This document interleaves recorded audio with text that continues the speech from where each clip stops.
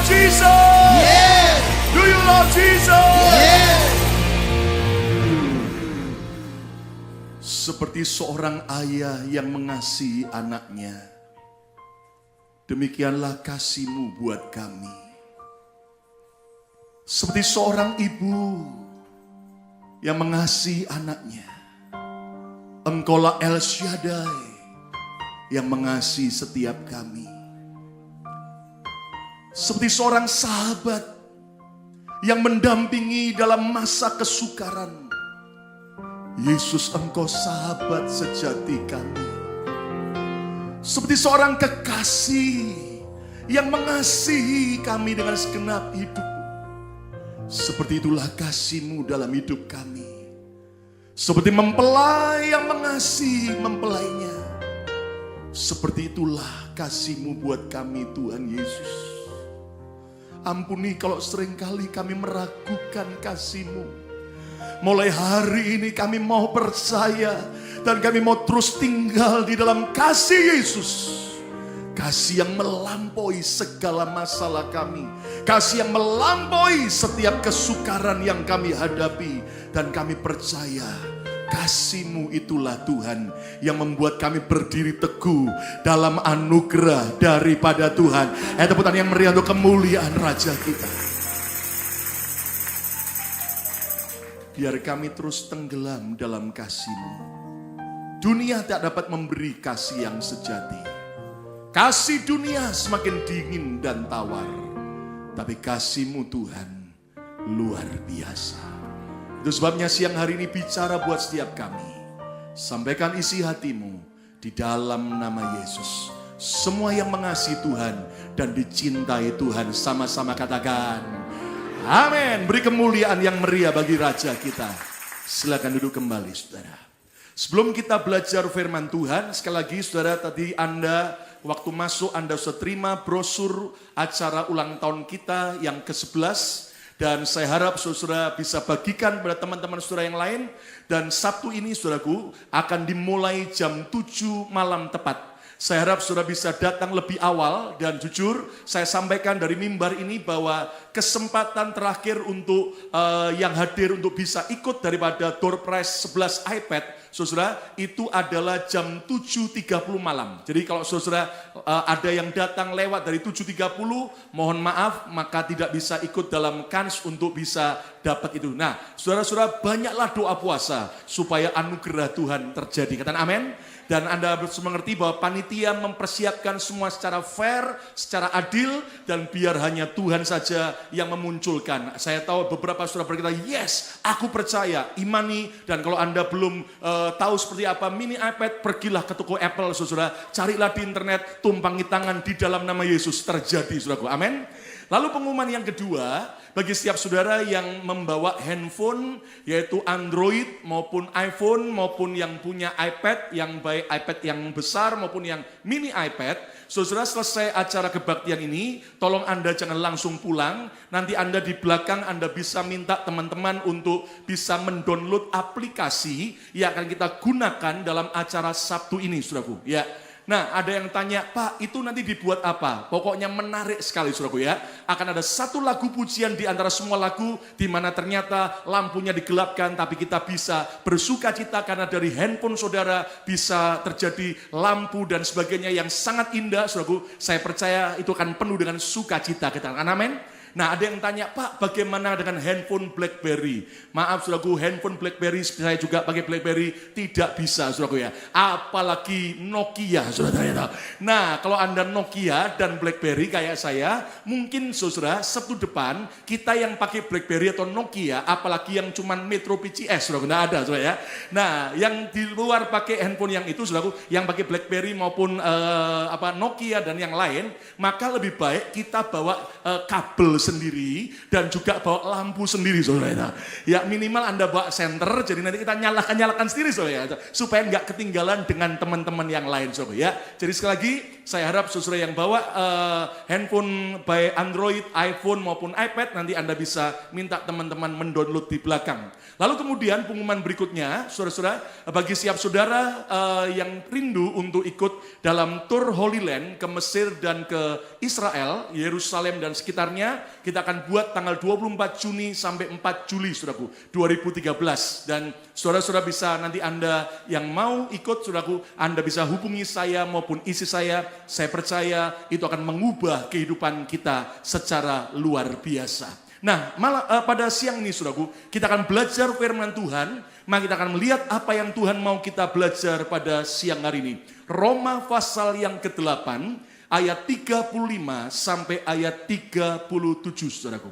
Roma 8 ayat 35 sampai 37, Rasul Paulus berkata, siapakah yang akan memisahkan kita dari kasih Kristus?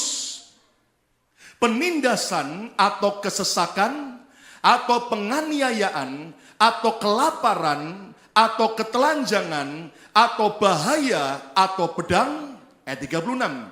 Seperti ada tertulis, oleh karena engkau, karena Tuhan, kami ada dalam bahaya maut sepanjang hari.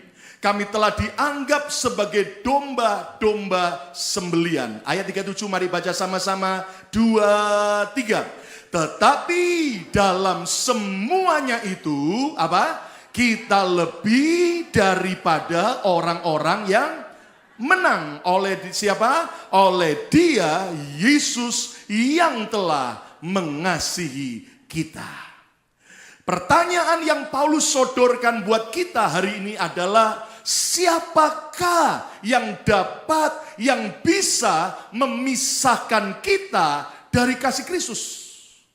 Kalimat ini merupakan sebuah pertanyaan yang harus kita renungkan secara serius. Siapakah yang dapat memisahkan kita dari kasih Kristus?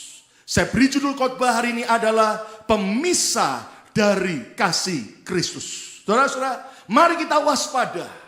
Ketahuilah bahwa kasih Kristus tidak pernah meninggalkan kita, tetapi kitalah yang sering meninggalkan kasih Kristus. Kasih Kristus tidak pernah mau terpisah dari hidup kita, tetapi kitalah yang sering kali memisahkan diri dari kasih Kristus. Paulus bertanya, siapakah yang dapat memisahkan kita dari kasih Kristus? Apakah penindasan?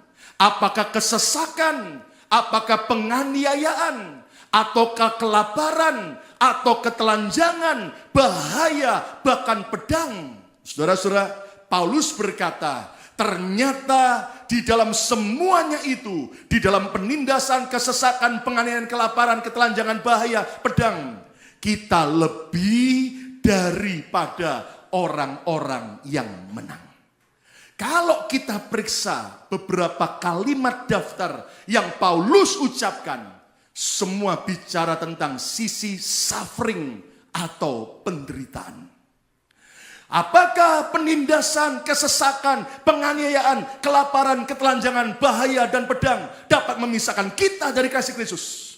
Semua adalah penderitaan. Saudara-saudara, ternyata Paulus berkata, terhadap semuanya itu kita lebih daripada orang-orang yang menang. Maksudnya begini, saudaraku. Ada banyak orang percaya, semakin mengasihi Yesus, semakin melekat kepada Yesus ketika sedang menghadapi suffering atau penderitaan. Contoh, saudara-saudara. Paulus bertanya, apakah penindasan? Saudara lihat betapa kita ketika ditindas. Mungkin saudara ditindas oleh bos saudara tempat bekerja. Mungkin ada saudara yang ditindas oleh atasan saudara, supervisor saudara, atau juga teman kerja yang lain. Lihat betapa banyak orang ketika ditindas, doanya kepada Tuhan semakin kencang dan kuat. Paulus bertanya berikutnya, apakah kesesakan? Periksa bagaimana ketika kita mengalami kesesakan, mungkin dalam masalah keuangan. Hutang yang banyak yang mengejar, lihat. Justru dalam kesesakan keuangan, Seringkali iman kita bangkit, seringkali iman kita menyala-nyala. Bahkan bukan hanya kata Yesus memindahkan gunung, tapi karena dalam kesesakan, berapa banyak orang Kristen imannya tidak cuma memindahkan gunung, bahkan memindahkan matahari. Dahsyatnya luar biasa. Apakah penganiayaan dapat memisahkan kita dari kasih Kristus? Lihat berapa banyak orang dianiaya, tapi sungguh-sungguh saudara semakin cinta Tuhan. Dianiaya apa? Pak, banyak saudara mungkin dianiaya oleh mertua. Ya kan? Dianiaya oleh mertua. Tapi lihat banyak menantu waktu dianiaya oleh mertua semakin rajin ke gereja. Ya toh?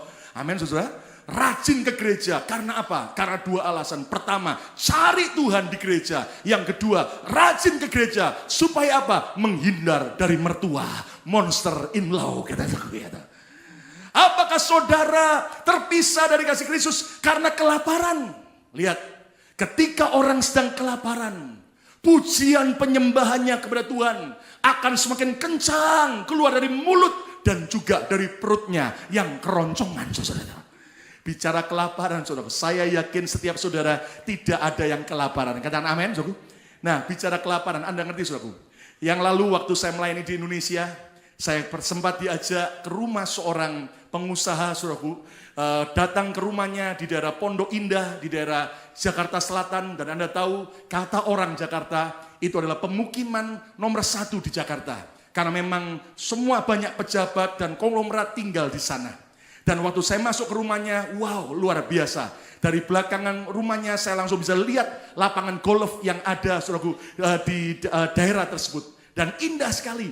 Lalu ngobrol, saudaraku. Saudara, Anda tahu ternyata teman ini pengusaha, saya ketemu, lalu saya lihat, wah, Bapak kok tambah kurus. Lalu dia berkata, betul Pak, saya dalam 3 minggu, istri saya, dan anak saya kurus 10 kilo. Wow. Apa rahasianya? Ya toh, karena saya agak merasa tertuduh, saudara. Ya, ke Indonesia diajak makan terus kayaknya tambah mengembang, saudara. Saya tanya, apa rahasianya? Kami sekeluarga baru pulang dari Korea Selatan. Oh ya? Apa yang dilakukan? Kami dibantu oleh seorang profesor dari Korea Selatan. Umurnya 75 tahun lebih. Sudah tua, tapi badannya fit, badannya sehat. Umur 75 tahun masih bisa naik sepeda motor HD. Dan dia tunjukkan fotonya. Wow, saya berkata keren. Jadi apa rahasianya? Dia bilang begini, profesor itu berkata, mau kurus atau gemuk, semua tergantung dari pikiran kita masing-masing. Oh ya? Ternyata profesor itu berkata, olahraga banyak, semuanya akan sia-sia kalau pikiran tidak berubah. Oh ya? Gimana caranya? Saya tanya. Dan dia berkata, contoh, berapa banyak orang Indonesia sudah ngemil banyak makanan, ya toh, banyak yang lain, ya toh, kok roti dan sebagainya. Tapi kalau belum makan nasi, katanya rasanya belum makan, ya toh. Nah, dia berkata semua dari pikiran. Oh ya, benar-benar saya bilang. Lalu dia juga berkata, oh lihat berapa banyak orang Indonesia merasa kalau malam belum tidur, merasa tidak bisa tidur, ya toh. Dan semua dari mana? Pikiran. Oh benar. Lalu kemudian ada cerita lagi, langsung saya shortcut. Gini Pak, saya langsung mau tanya aja, caranya gimana? Dia ketawa, gini loh pendeta, caranya itu kami boleh makan apa aja. Oh ya? Apa aja boleh makan? Tidak ada pantangan? Tidak ada. Semua boleh dimakan. Terus gimana caranya? Waktu makan, kunyah dengan lembut, dengan pelan. Nikmati apa yang kita kunyah. Oh ya? Terus berapa kali kunyahan? Terserah. Lalu kemudian gimana berikutnya? Nah setelah dikunyah, ampasnya jangan ditelan. Lu diapakan? Dibuang lagi. Saya kaget. Lah sama dengan tidak makan. Memang prinsipnya waktu ngunyah dengan pelan. Ada sari-sari yang masuk ke tubuh kita. Tapi ampasnya kita keluar. Bukan kayak Lady Diana. Kalau Lady Diana ditelan sampai perut, dimuntahkan lagi. Itu bisa merusak lambung katanya. Tapi kalau ini makan kunyah paling enak, terus kemudian muntahkan lagi. Jadi dia ajak makan saya, setiap kali habis satu kunyahan, saudaraku, dia berkata, permisi pendeta. Dia ambil tisu dan dia buang ampasnya. Saya cuman ketawa, dia bilang, Pak, masih banyak orang lain pingin makan nggak bisa makan. Bapak sekeluarga bisa makan tapi malah dibuang. Itulah dietnya orang kaya, saudaraku. Apakah kelaparan membuat kita terpisah dari kasih Kristus? Ternyata tidak. Apakah ketelanjangan? Kata Paulus. Lihat berapa banyak orang waktu telanjang. Telanjang maksudnya apa, saudaraku? Karena sudah nggak punya baju yang lain. Cuman satu-satunya baju. Dan sedang ada di dalam mesin laundry. Dia tunggu. Lihat orang ketika telanjang tidak punya banyak baju, cuma satu lagi di laundry. Bahasa rohnya kepada Tuhan semakin kencang. Kenapa? Sambil menyembah Tuhan dan sambil menahan, menggigil kedinginan. Ya toh? Saudara, ketika bahaya dan pedang, apakah itu akan memisahkan kita dari kasih Kristus? Ternyata lihat berapa banyak orang percaya waktu ancaman pedang dan bahaya, maka mereka tetap tidak mau menyangkal Yesus. Mati bagi Yesus pun siap dan rela karena mereka cinta kepada Yesus. Tepukan yang meriah untuk kemuliaan nama Tuhan. Amin. Saudara, dari mimbar ini saya umumkan, Selasa depan, Selasa besok saya dengar kelompok Saksi Yehova buat KKR juga. Nggak mau kalah dengan kita. Mereka buat KKR dan mereka mau membagi selebaran dan mau mengatakan bahwa Yesus itu bukan Tuhan, cuman manusia biasa. Saya mau beritahu jangan ada yang ikut, itu ajaran sesat. Saya mau beritahu Alkitab tetap berkata, Yesus Kristus adalah Tuhan, Allah pencipta, juru selamat kita. Tepukan yang meriah untuk kemuliaan Tuhan. Amin. Alkitab berkata, setiap ajaran yang tidak mengakui Yesus sebagai Tuhan dan juru selamat dan Allah pencipta, itu adalah ajaran antikris. Jangan ada yang ikut. Nah, saudara-saudara, mari kita belajar. Apakah semua kelaparan, penindasan, kesesakan, ketelanjangan, bahaya dan pedang, aniaya memisahkan kita dari kasih Kristus? Ternyata seringkali tidak. Orang waktu menderita, waktu di bawah, seringkali semakin kuat cintanya sama Tuhan. Dan kalau Anda perhatikan, dari antara daftar pertanyaan Paulus tadi, tidak ada satupun kata blessing. Tidak ada satupun kata berkat kesuksesan. Dan Anda dan saya harus menangkap begini. Waspadalah ketika saudara dan saya sedang sukses, sedang diberkati, sedang kaya raya, dan sedang terkenal. Jangan sampai semua kesuksesan, kekayaan, dan berkat itu memisahkan kita dari kasih Kristus. Tepukan yang meriah untuk kemuliaan nama Tuhan. Amin. Saudara, orang-orang percaya di China, lihat ketika mereka dianiaya karena Yesus. Kebaktian pun kalau sampai ketahuan pemerintah, ditangkap, masuk penjara, dianiaya. Tapi apakah banyak orang Kristen waktu dianiaya lalu murtad? Tidak. Survei membuktikan orang-orang Kristen yang ada di China semakin setia sama Tuhan ketika mereka dianiaya karena Yesus. Tapi ternyata yang mengerikan, ketika kemakmuran, kekayaan mereka alami, begitu banyak pengaruh dunia barat masuk ke Cina. Berapa banyak orang Kristen di China yang akhirnya murtad, jatuh dalam dosa, tinggalkan Yesus. Kenapa? Karena banyak orang tidak tahan diberkati oleh Tuhan. Saudara-saudara, saya buat sebuah statement. Jangan izinkan berkat, kesuksesan, serta kemakmuran memisahkan kita dari kasih Kristus. Yang setuju katakan haleluya. Yang setuju katakan haleluya. Saudara, waktu di Melbourne, Australia, satu pagi saya sempat diajak untuk breakfast dengan seorang hamba Tuhan. Bukan hamba Tuhan yang mengundang saya, tapi ada hamba Tuhan gereja lain.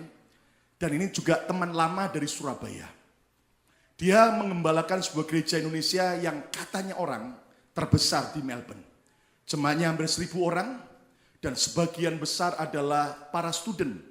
Anak-anak muda yang kaya-kaya, anak-anak para konglomerat, dan sebagainya. Dan teman hamba Tuhan ini, saudaraku, dia seorang profesor. Dan sampai hari ini dia masih aktif mengajar di sebuah university yang ada di Melbourne, Australia. Orang Indonesia, saudara. Ya, teman lama, dan waktu ketemu ngobrol, saudaraku, dan saling tukar kangen-kangenan dulu, cerita tentang masa lalu, ketawa dan sebagainya. Tiba-tiba teman hamba Tuhan ini tanya sama saya begini. Menurut Bapak, apa tujuan orang ke gereja? Wih, saya kaget saudaraku. Pendeta ditanya sama pendeta. Pertanyaan, apa tujuan orang ke gereja? Ayo, saudara mau jawab apa? Langsung otak saya muter. Ayat Alkitab tentang ibadah ke gereja muncul semua. Lalu saya bilang, ya cari Tuhan dong. Tujuannya apa? Cari Tuhan. Ya toh. Oh, supaya begini, ini. Lalu dia bilang gini, oke, Bapak mungkin melayani jemaat di Amerika yang banyak mengalami struggle. Baik imigrasi, keuangan, kerjaan, keluarga. Oh ya, tapi tahu nggak? Saya ini di Melbourne punya pergumulan yang lain. Loh, kenapa? Sebagian besar jemaat kami adalah anak-anak orang-orang kaya. Baik bapaknya kaya, kenapa bapaknya kaya? Kakeknya kaya. Ya kan? Dan pokoknya keluarga kaya raya. Dan memang betul saudaraku. Dari Jakarta saya naik Garuda saudaraku. Itu sudah kanan kiri semua anak-anak muda. Gitu. Keren-keren. Gitu. Dan sebagainya anak-anak orang-orang kaya. Sedang menuju ke Melbourne. Habis pulang Sinja. Bayangin saudaraku. Hanya liburan Sinja terbang Jakarta. Habis selesai Sinja balik lagi Melbourne. Karena orang-orang kaya. Gitu. Saya lihat apa yang mereka kerjakan di pesawat. Wih, orang-orang kaya saudaraku. Gitu. Dan itu dia bilang gini. Coba Bapak bisa bayangkan. Kalau satu hari jemaat Bapak semua jadi orang kaya. Lu ada yang amin. Amin. Yang pasti jangan kaya monyet. Amin. Seperti jemaat saya, semua anaknya orang kaya. Butuh apa lagi? Dan mereka bisa berpikir, untuk apa saya ke gereja? Oh, supaya di gereja Tuhan menjawab doa saya. Gak perlu minta apa-apa lagi, semua sudah diberi. Bahkan dia berkata, maaf Pak, bukan karena sombong. Dia bilang begini, anak saya saja sampai ngomong gini, Daddy, kita nanti vacation liburan sekolah, mau kemana? Seluruh dunia sudah kita pergi. Dan aku boring semua, bosen semua. Mau beli mobil apa? Semua udah punya. Bayangin saudaraku. Dan ternyata dia berkata, ini hamba Tuhan jujur. Teman lama dia bilang begini, Pak tahu, lebih susah menggembalakan jemaat yang sudah kaya raya, punya segala-galanya. Mau bilang apa kita? Yang sakit sembuh, tidak ada yang sakit. Yang miskin diperkaya, kaya raya semua. Ayo, supaya saudara, waduh, kalimat pertanyaan itu akhirnya kita diskusikan sesuai firman Tuhan, tapi kalimat itu menjadi perenungan saya. Karena saya percaya dalam nama Yesus, satu hari semua saudara dan saya dibawa naik level. Sehingga Anda seolah-olah sudah perlu doa minta apa-apa itu. Karena semua sudah punya. Amin, tepuk tangan yang meriah untuk kemuliaan Tuhan. Hati-hati dulu. Seandainya semua Anda punya, masih mau ke gereja enggak? Ayo yang benar. Seandainya hari ini di tabungan saudara masing-masing ada 1 juta US dollar. Semua tidak ada yang gelap lagi, semua sudah terang benderang. Tidak lagi punya utang. Keluarga bahagia. Nggak ada yang jadi jomblo terus sudah kawin semua. Nggak ada yang mandul punya anak semua. Kerjaannya nggak ada lagi kerjaan yang sederhana. Kerjaan yang diberkati Tuhan. Masih ke gereja nggak? Yang benar. Saudara tahu, ternyata yang paling berbahaya bukan waktu orang sedang menderita. Seringkali penderitaan membuat kita semakin giat cari Tuhan. Tapi berapa banyak orang setelah diberkati, setelah sukses, setelah dapat status, akhirnya mulai terpisah dari kasih Kristus. Itu sebabnya saudaraku, Tuhan mau tidak ada pemisah dari kita dengan kasih Yesus. Tepuk tangan yang meriah untuk kemuliaan nama Tuhan. Lalu saya merenungkan, saya berdoa, Tuhan kasih jawaban begini. Apa sih rahasia agar kesuksesan tidak memisahkan kita dari kasih Kristus? Nah, satu hari Paulus mendapatkan pewahyuan dari Tuhan. Dia tuliskan kepada anak rohaninya, Timotius. Mari kita lihat 1 Timotius 6 ayat 17 sampai 19. Yuk kita baca. 1 Timotius 6 ayat 17 sampai 19. Peringatkanlah kepada orang-orang kaya di dunia ini, agar mereka jangan tinggi hati dan jangan berharap pada sesuatu yang tak tentu seperti kekayaan, melainkan kepada Allah yang dalam kekayaannya memberikan kepada kita segala sesuatu untuk dinikmati. Ayat 18. Peringatkanlah agar mereka, siapa mereka di sini? Orang-orang kaya. Berbuat baik, menjadi kaya dalam kebajikan, suka memberi dan membagi. Ayat 19, mari baca sama-sama. 2, 3. Dan dengan demikian, apa keras? Mengumpulkan suatu harta sebagai dasar yang baik bagi dirinya di waktu yang akan datang di sorga untuk mencapai apa? Hidup yang sebenarnya. Paulus berkata, peringatkanlah kepada orang-orang kaya di dunia ini. Kata bersama saya, orang-orang kaya. 2, 3. Lebih keras, orang-orang kaya. 2, 3. Saya mau tanya, lihat kemari. Siapa yang merasa miskin? Angkat tangan. Tidak ada. Siapa yang merasa saudara dan saya adalah orang-orang kaya? Yang tidak angkat tangan bilang begini, saya masih sedang, Pak. Belum sekaya Donald Trump. Saya baru sekaya Donald Bebek. Hati-hati, saudara. Orang-orang kaya. Coba amini dulu. Kata bersama saya, siapa percaya saudara ada orang-orang kaya? Angkat tangan saudara. Katakan amin. Katakan amin. Kata bersama saya orang-orang kaya. 2, 3. Ayo coba hitunglah berkat-berkat Tuhan sepanjang tahun kemarin. Lihat betapa kita orang-orang kaya. Pak, tapi saya masih belum punya rumah, Pak. Walaupun engkau belum punya rumah, ternyata engkau orang kaya. Loh, mana buktinya, Pak? Mari kita lihat. Bank Dunia memberikan sebuah standar. Siapa penduduk dunia yang sangat miskin? Adalah orang yang hidup dengan pendapatan kurang dari $1 per hari. Itu sangat miskin. Tapi orang yang digolongkan orang miskin, penduduk miskin di dunia, adalah orang yang pendapatannya kurang dari $2 satu hari.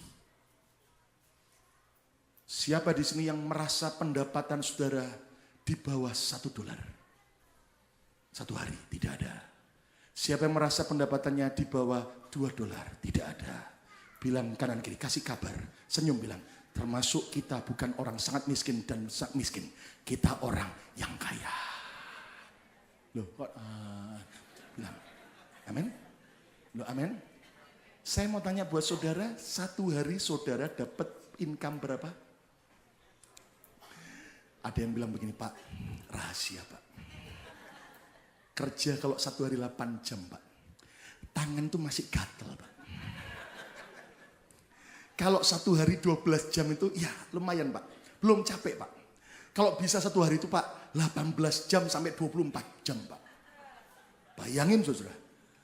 Kira-kira minimal, saudara pasti income saudara minimal satu hari di atas $40.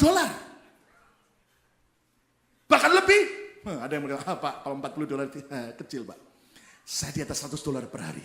Ada yang bilang, $100 kecil, Pak. Saya $200 tiap hari.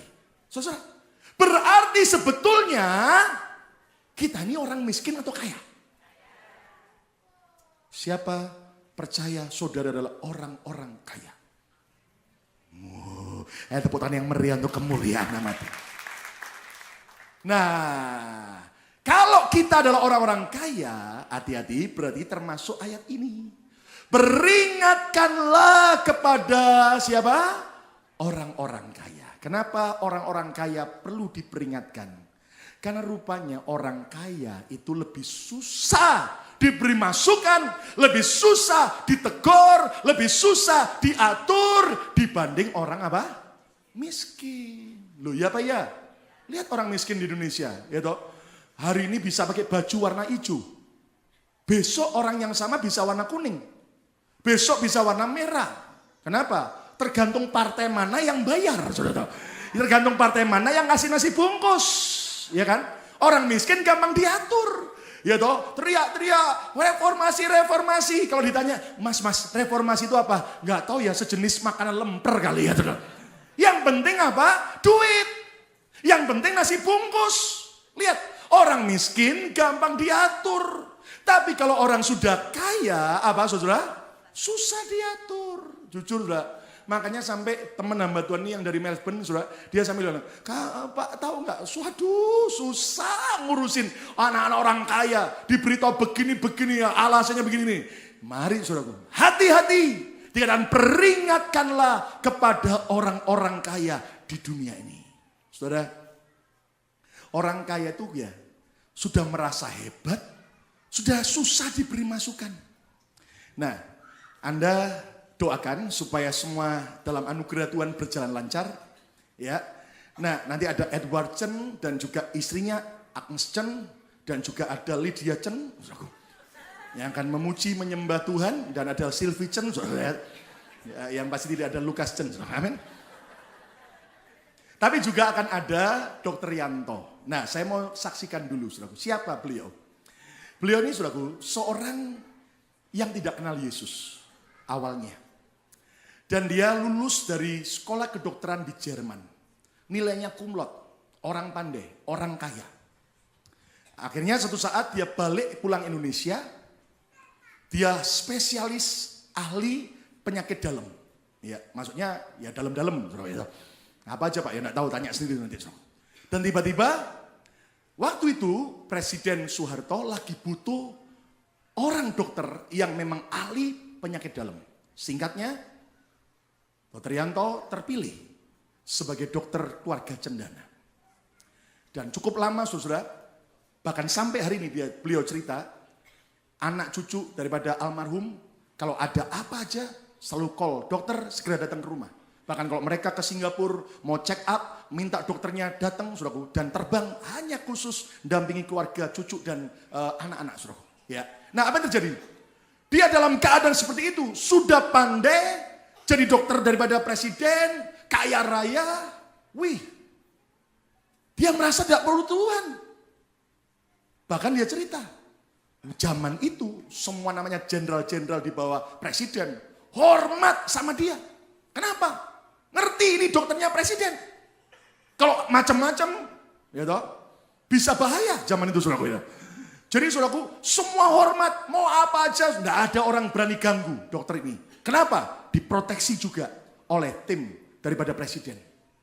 Saudara-saudara, dan dia juga memimpin rumah sakit Siloam di Jakarta sampai hari ini.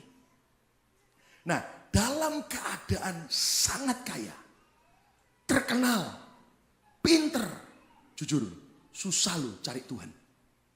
Sampai satu hari dia periksa di rumah sakit Siloam, ada pasiennya yang udah sekian lama sakit kanker. Tiba-tiba waktu didatangi, ini bapak orang Kristen langsung berkata, haleluya dokter, puji Tuhan, Yesus baik. Dokter ini kaget, dia marah. Jangan sebut nama itu. Jangan ngomong Tuhan, Tuhan ya di depan saya. Wah, dia merasa apa? Tidak perlu Tuhan. Lalu tiba-tiba, ada apa? Ini bapak bilang, Tuhan ajaib dokter. Kemarin saya baru datang di sebuah kebaktian kesembuhan rohani.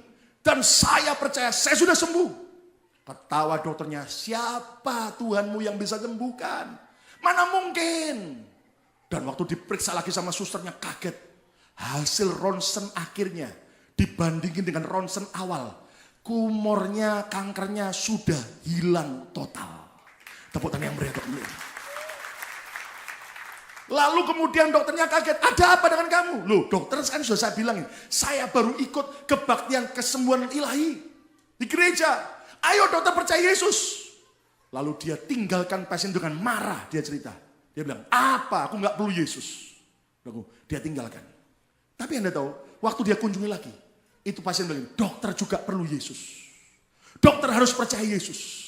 Dia meledek, aku nggak perlu Yesusmu.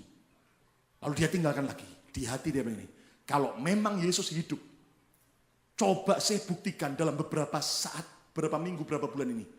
Kalau Yesus memang hidup. Anda tahu, beliau cerita. Dalam beberapa minggu itu, dia kaget, dia periksa beberapa pasiennya, orang sakit kanker yang adalah orang Kristen. Beberapa hari-hari itu sembuh total karena percaya didoakan oleh Yesus. Apa dokter langsung percaya Yesus? Dia ketawa. Waktu itu orang kaya masih nggak mau. Sampai satu hari ada teman istrinya ngajak, ayo datang yuk ke tempat kebaktianku, enak loh. Lalu istrinya memberitahu suaminya, dia bilang, nggak perlu loh. Tapi di hati kecilnya ada, Yesus bisa nyembuhkan ya. Lalu saudaraku, singkatnya diajak, terpaksa dia bilang, datang ke gedung Karsa Pemuda, kebaktian, baru pujian, banyak yang nangis, tepuk-tepuk tangan, dia marah sama istrinya. Lain kali ya, jangan ajak aku ke gereja yang tepuk-tepuk tangan begini. Ribut, bising tahu, aku gak suka. Istrinya cuma senyum aja. Minggu depan teman istrinya ngajak lagi. Dan waktu dia datang, kali yang kedua, dia kaget. Tiba-tiba waktu pujian, dia bisa nangis. Lah dia ini kan pria, enggak pernah nangis, kaya, terkenal, pandai. Dia sampai gengsi, dia mau tutupin. Istrinya lihat, dia pura-pura enggak lihat. Dan ada tahu, nangis, sepanjang khotbah nangis dulu. Selesai kebaktian sampai dia tanya sama teman yang ngajak, teman istrinya. Aku nangis terus, kenapa ya? Aku padahal enggak punya persoalan loh, enggak punya masalah. Teman istrinya senyum bilang, kamu dijamah Tuhan. Dan hari itu, dia buka hati, terima Yesus sebagai Tuhan dan Juru Selamat. Dan tidak lama kemudian, dia dibaptis air. Tepuk tangan yang meriah untuk kemuliaan Tuhan. Dan Anda tahu, satu hari ketika dia aktif di gereja itu, gembalanya panggil dia. Aku mau bernubuat, kamu akan jadi seorang pendeta. Dia ketawa. Dia bilang, mana mungkin saya kayak begini. Dan dia cerita, beliau cerita. Hari ini saudaraku, dia masih tetap jadi dokter keluarga cendana. Beliau juga masih tetap memimpin aktif dalam rumah sakit Siloam, Jakarta. Dan Anda tahu dia cerita, 70% waktunya digunakan untuk jadi dokter. 30% waktunya digunakan untuk melayani Tuhan. Dan dia dipercaya jadi ketua rayon dari 7 gereja. Dia mengembalakan 7 gereja di Jakarta. Dan 2 di antaranya, salah satunya GBI PRJ di daerah di gedung MGK di daerah Kemayoran. Jemaatnya sekarang sudah 15.000 orang. Dan yang kedua di daerah Interkon, saudaraku. Dan Anda tahu di daerah Meruya, jemaatnya sudah 8.000. Dan Anda tahu dia berkata, Yesus yang ajaib dan Yesus yang hidup. Tepuk tangan yang meriah untuk kemuliaan Tuhan. Katakan haleluya. Saya percaya beliau akan jadi berkat buat kita minggu depan. Amin, cukup. Nah, kembali saudaraku. Rahasia agar kesuksesan tidak memisahkan kita dari kasih Kristus apa? Yang pertama, lihat dalam 1 Timotius 6 ayat yang ke-17. Peringatkanlah kepada orang-orang kaya di dunia ini, agar mereka jangan tinggi hati. Saudara-saudara, rahasia agar kesuksesan tidak memisahkan kita dari kasih Kristus yang pertama, semakin sukses, tapi kita juga harus semakin rendah hati. Yang percaya katakan amin. Yang percaya katakan amin. Semakin sukses, tetapi juga semakin rendah hati. Kata bersama saya, semakin sukses, 2, 3. Semakin rendah hati. Saudara-saudara, saya percaya Tuhan sedang membawa gereja ini, artinya saya dan saudara, naik pada level lebih tinggi di tahun 2013 ini. Yang percaya katakan amin. Saudara-saudara, lihat. Di akhir tahun saya sudah katakan, ini tahun 2013 adalah tahun from glory to glory. Akan ada banyak kemuliaan Tuhan. If you believe, you will see the glory of God. Katakan amin.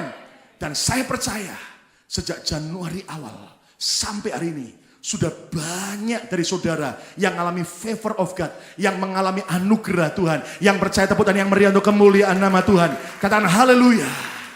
Tapi hati-hati, semakin kita sukses, semakin kita berhasil diberkati, tapi kita juga harus semakin rendah hati. Saudara, saya ingat ada hamba Tuhan dulu waktu kita masih awal gereja kecil. Seorang nabi perempuan dari Afrika. Dia pernah berbuat gini. Pastor, kamu dan istrimu tuh kayak sepasang sumpit. Kalian adalah partner dalam Tuhan. Dan aku lihat gerejamu akan diekspansi oleh Tuhan. Dan akan jadi berkat bukan cuma untuk orang Indonesia. Tapi juga bagi bangsa-bangsa. Jujur saudaraku, waktu itu saya cuma bilang amin dalam pikiran saya. Mana mungkin kita orang minoritas. Gereja waktu itu masih hanya berapa ratus orang. Tapi Anda tahu jujur, saya cerita sama saudara. Hari ini Tuhan sedang genapi janjinya. Saudara ingat sebelum saya ke Indonesia akhir Januari. Kami terima surat bahwa gereja kita mendapat award penghargaan dari American Legion bahwa kita telah menjadi berkat untuk komunitas menolong orang-orang miskin yang membutuhkan. Tepuk tangan yang meriah untuk kemuliaan Tuhan. Saya nggak kenal mereka, kita nggak kenal mereka. Mereka yang kirimin surat dan rupanya mereka amati kita tanpa kita tahu. Saya tidak bisa hadir, saya akan wakilkan istri dan teman-teman. Saya sedang terbang ke Indonesia. Tapi Anda tahu, beberapa minggu yang lalu juga, saya pernah cerita ada sekolah Alkitab di Pennsylvania dengan beberapa puluh muridnya dan saudaraku 10 orang murid dan juga ada saudaraku gembalanya datang saudaraku minta ke gereja kita dan minta saya ngajar apa rahasia gereja ini. Saya kaget. Saya mau ngomong Inggris langsung, tapi mikirnya banyak. Jadi saya berkata, well, terjemahin aja ya toh, enak. Kalau mau ngomong Indonesia itu ngomong duluan, mikir belakangan. Amin, Sokum? Ya kan? Nah, Anda tahu, tapi mereka bilang, well, pastor Inggrismu juga lumayan loh. Saya bilang, iya, tapi mikir duluan. Nah, Anda tahu, saya ajar, saya sampaikan, jujur, siapa kita? Didatangi. Ya toh? Dan Anda tahu kemarin, sejak Jumat dan Sabtu, dari kebaktian ada 3 ibadah di New Jersey. Di gereja orang bule. Kemarin pagi saya datang. Perjalanan 1,5 jam, saya drive sendirian. Saya mau lihat apa yang dikerjakan oleh tim kita. Tim pujian penyembahan kita diundang oleh sebuah kelompok. Mereka buat seminar 3 kali per ibadah. Dari Jumat malam, Sabtu pagi, dan Sabtu malam. Waktu saya datang gereja itu, saya kaget. Saya agak terlambat karena agak tersesat, karena jalannya memang saudaraku. Dan tiba-tiba saya duduk di belakang. Teman-teman kita lagi mimpin pujian, pemain musik semua, singer komplit dari kita semua. Dalam bahasa Inggris tentunya. Dan tiba-tiba saya kaget. Tidak ada satupun orang Indonesia selain daripada tim kita.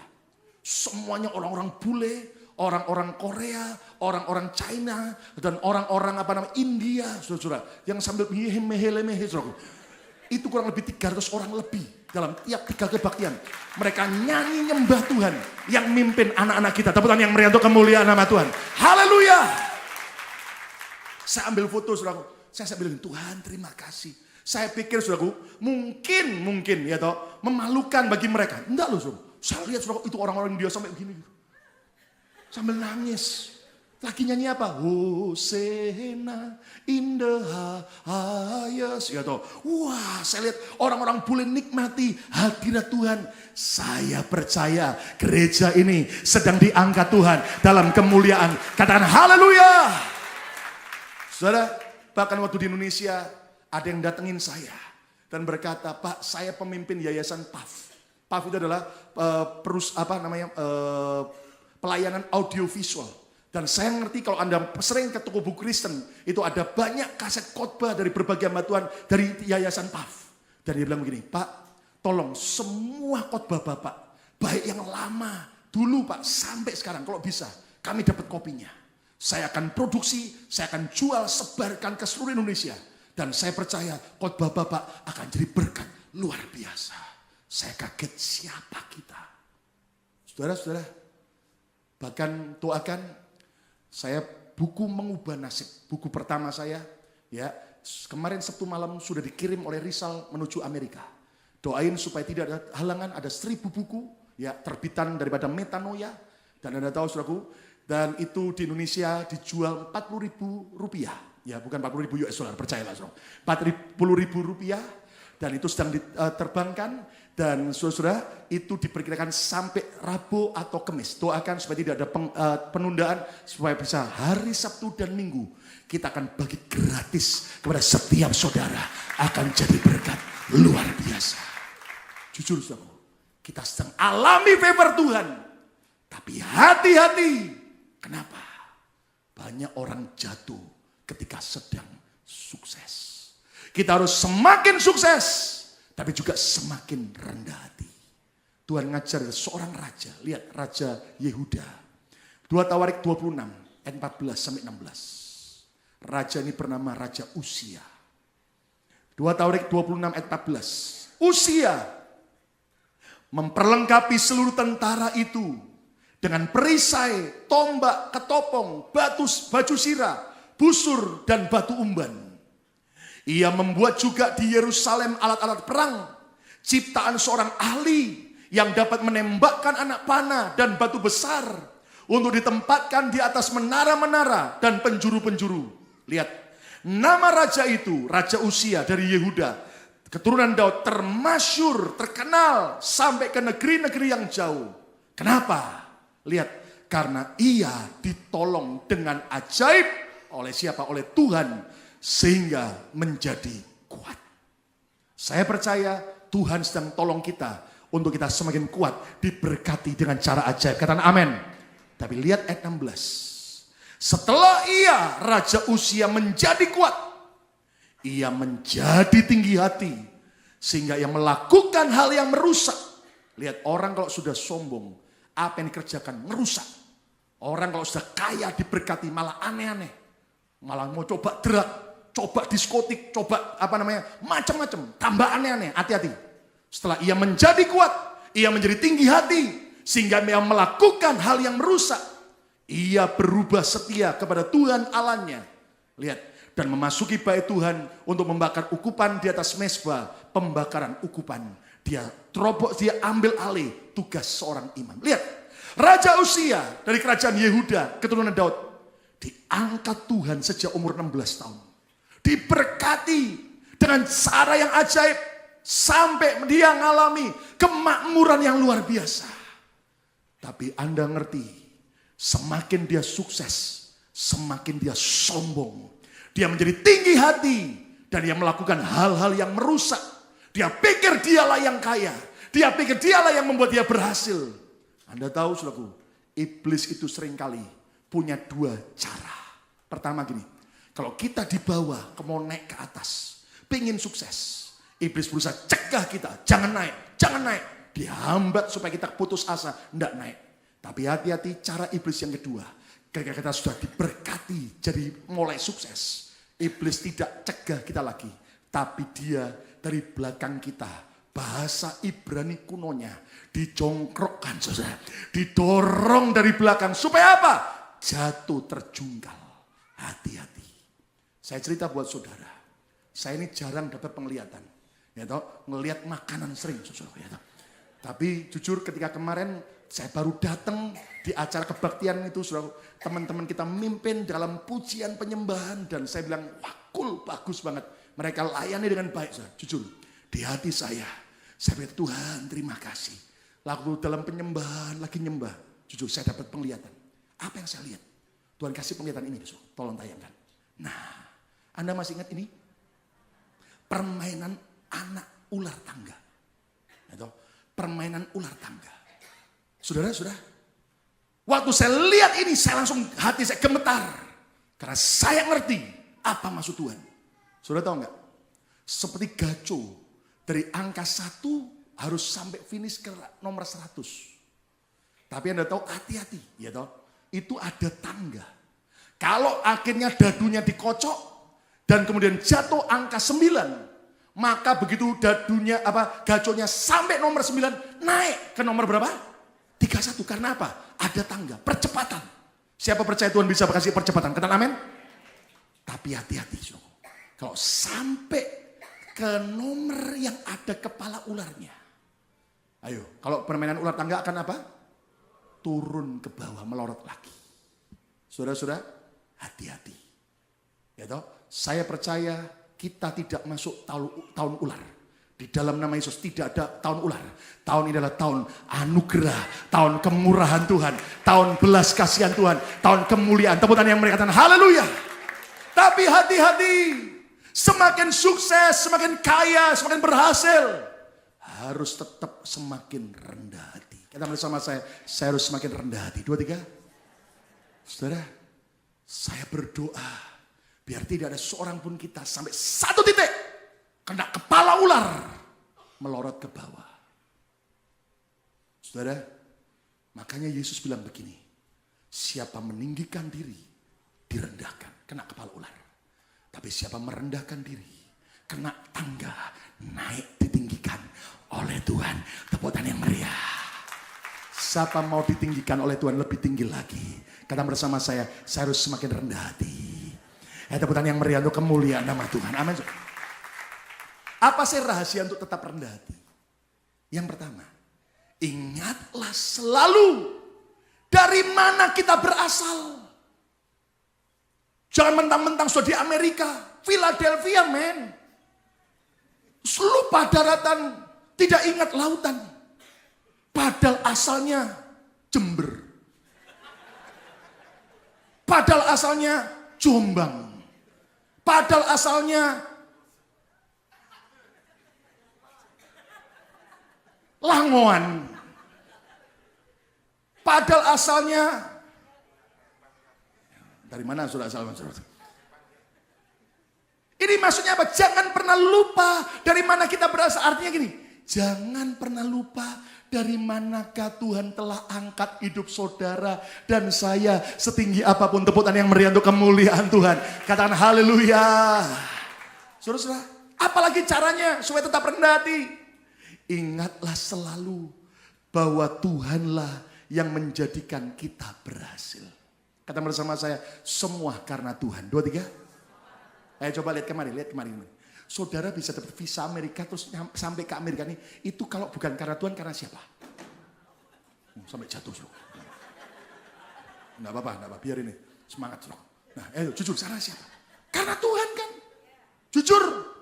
Berapa banyak orang-orang di depan saudara antri, rekeningnya sampai ratusan juta, miliaran. Master Klik berkata, tolak. Tapi kita mungkin banyak. Nolnya maksudnya suruh. Rekeningnya itu dilihat, 10.000 rupiah maksudnya suruh. Bukan, tapi dia diputar Tuhan kayaknya $10.000. Lumayan juga tabunganmu. Saudara, saya percaya itu karena anugerah. Hidup kita ini cuman kayak sarung tangan. Kalau tangan seorang dokter masuk, bisa operasi pasien. Tangan seorang montir masuk, tentunya ganti sarung tangan yang lain, jangan sama saudara. Itu bisa memperbaiki mobil. Sarung tangan seorang koki masuk, memasak masakan yang enak. Tapi jangan lupa, begitu dilepas, sarung tangan itu tidak berdaya apapun juga. Ingat, ayo pegang dada masing-masing. Tidak usah dada orang lain, pegang dada masing-masing. Jangan sombong. Semua karena Tuhan. Tepuk tangan yang meriah untuk kemuliaan Tuhan. Nanti Sabtu saya mau kita di antara penyembahan kita. Ada waktunya kita akan berlutut di hadapan Tuhan sama-sama. Bila perlu kepala sampai jeduk ke tanah. Supaya apa? Sadar dari mana Tuhan angkat kita. Tepuk tangan yang meriah untuk kemuliaan Tuhan. Amin. Yang terakhir rahasia itu tetap rendah hati adalah apa? Tetaplah bersentuhan dengan orang yang di bawah kita. Saudara, makanya Tuhan ajar saya begini. Kalau saya ke Indonesia pelayanan, jujur banyak gereja-gereja besar oleh anugerah Tuhan undang. Tapi saya seringkali coba di antara jadwal itu. Biasanya tengah minggu saya mau pergi ke gereja-gereja kecil. Supaya apa? Supaya belajar bersentuhan dengan orang yang di bawah. Saya bersyukur yang lalu saya sempat dijadwal di Pademangan. Anda ngerti saudaraku? Itu gereja kecil. Sampai mobil pun mau masuk jalan itu sudah susah. Tidak ada bisa akses yang lain. Dan sebagainya. Yang nuntun saya aja naik motor. Ya, saya mau ikut naik motor sama dia nggak bisa. Pak, naik mobil aja. Mobilnya nyaris nggak bisa masuk. Dan ada tuh jemaahnya nggak banyak, kecil. Pendetanya lagi pansui. Saya ikut nangis, saya doain, saya sampaikan firman, kuatkan mereka. Saya diminta mengurapi minyak, saya doakan. Jujur, kita ini harus terus bersentuhan sama orang di bawah. Jujur ayo, masih ada nggak banyak orang lebih susah dari saudara? Loh, diam semua. Halo, masih banyak nggak? Makanya jangan bilang, susahku Tuhan. Tuhan kenapa saya begini? Ngucap syukur. Minimal saudara bukan penduduk paling miskin dan miskin. Minimal saudara income saudara satu hari lebih daripada $2. Loh, amin? Loh, amin? Saudara, makanya yuk, nanti mulai April, Mei, Juni, Juli, sampai September, Tuhan gerakkan cuaca lebih baik. Setiap bulan sekali, kita akan buat Bethany Share Love. Saya kerahkan setiap saudara, ayo ambil bagian. Anda yang punya keahlian, bisa mijet, bisa motong rambut. Loh, enggak ada yang amin. Kita kasih gratis. Kita akan bagi makanan gratis. Pakaian bekas maupun yang baru, tapi pakaian bekas yang layak pakai. Amin, saudara. Ya, di basement kantor gereja ini saya dengar teman-teman saudara, wah sudah banyak Pak, sudah mulai banyak. Oke, sebarin terus nanti. Amin, saudara. Ya toh, jujur. Waktu kita bersentuhan dengan orang di bawah, percayalah, hati kita tetap akan terkontrol untuk tetap rendah hati. Tepuk tangan yang meriah untuk kemuliaan Tuhan.